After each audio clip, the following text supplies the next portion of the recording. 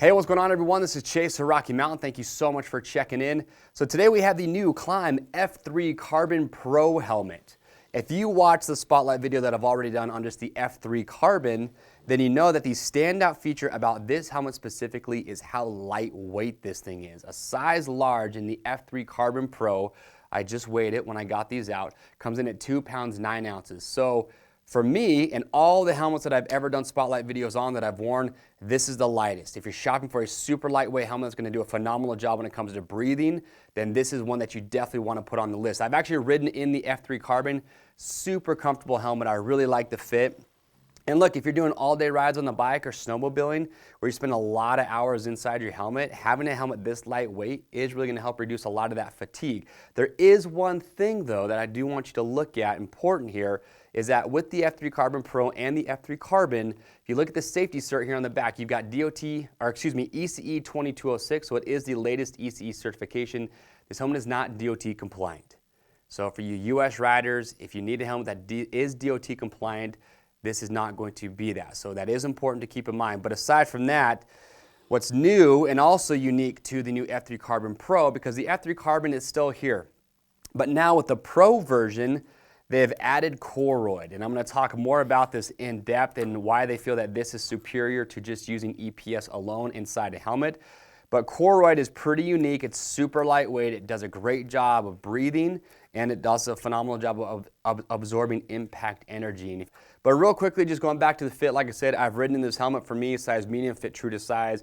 Again, you're going to notice the weight when you put this thing on. It's strange at first, because I promise you, you've probably never worn a motocross or an off-road helmet that is this lightweight. So it honestly kind of takes a little bit of getting used to, because you don't feel like you have an off-road helmet on, because we're used to helmets that are heavier. So it took a little bit getting used to, but it is super comfortable. We do have our fit guarantee. If you get this helmet, if you don't like how it fits, you can send it back in brand new, unused condition, and we'll give you free shipping both ways on that first exchange to make sure you do get the size and the fit that is going to be best for you. But little 360 view here. I like the look of the helmet, this all black version. I really like how you can see that 3K carbon fiber all throughout the entire shell. And that's one of the ways that they get this helmet so light, is you have this hand-laid carbon fiber shell. And again, they're combining that with this Koroyd, which is actually even lighter than EPS, if you can believe it. So it is a super light material. All right, you've got 13 intake vents on this, along with 6 exhaust vents. So you know it's getting a lot of airflow going through. And you'll notice too that, again, going back to this Koroyd, you notice that it is these hollow tubes that are welded together. And so instead of where EPS is just solid, with this, since you have these tubes, you know that airflow is going to be going through these quite easily. So this helmet is going to do a great job of breathing. So if that's what you're after too, could be a really good option. As far as the visor goes, I like that it is a pretty long visor. It's going to do a great job of blocking the roost or blocking the rain or mud in those conditions. You've got plenty of adjustability here. You've got this center screw, so you just loosen that. You can see, can tilt that down pretty far. I would say a little over an inch of adjustability, which with helmets these days, it's getting kind of rare. A lot of companies are going to a fixed visor position. So for riders that want to be able to adjust their visor, this allows you to do that easily on the fly. All right, so carbon fiber shell, like I said, I like the look and design of this helmet. Let's talk about the inside here. So first thing you're going to notice is they utilize the FidLock system. So with the FidLock, it's a one-handed operation. So again, if you're doing snowmobiling, and I can't remember if I mentioned this or not, but there is a breath box that comes included with this helmet. So for winter riding, snow biking, snowmobiling, it's nice that you have this FidLock system, because if you're using a thicker glove or even just a motocross glove, all I have to do is just pull on this red tab and it opens right up. But when it's closed, if I grab that neck strap, it's going to meet the safety certification. So it's going to be just as reliable as your standard D-ring. It's just going to make it easier to take this thing on and off. So it's just magnetic. So as soon as I take that, get it close, you can hear it just clips right in there. So very easy to use. So let me undo that real quick. Now pop out the cheek pads.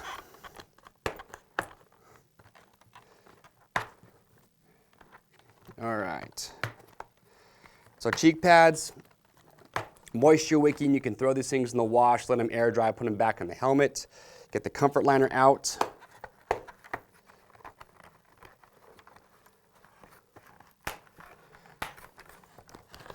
All right, so there's a comfort liner. You can see a lot of cutouts on there, again, just helping to maximize airflow inside here.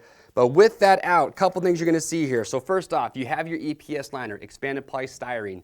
And so what EPS is actually these little styrofoam beads, basically, that are expanded, and that's what makes up your EPS. And EPS has been around for a very long time. Just like Koroyd, it's a very light material, and it does a good job of absorbing impact. But you have multiple densities of EPS inside here, but the big feature here is going to be use of the Koroyd. You can see you've got these big strips of that right here up the inside. So here's why they're using Koroyd. So when you compare it to EPS, so I've actually got the two right here side by side. So a couple things that they say Koroyd does much better than EPS. So one is just the breathability, and you can see that's pretty easy to decide for yourselves. With this being laser welded tubes, you're going to get airflow going directly through those. With the EPS, you've got all those beads. You're not going to get airflow going directly through those unless you cut channels into that EPS. Another thing is it's lighter. And thirdly, so the way that Koroyd can compress and absorb energy, they say, is more efficient and does it better than EPS. And so they actually say that Koroyd, so you can actually see here, when it starts to compress, it's a uniform compression.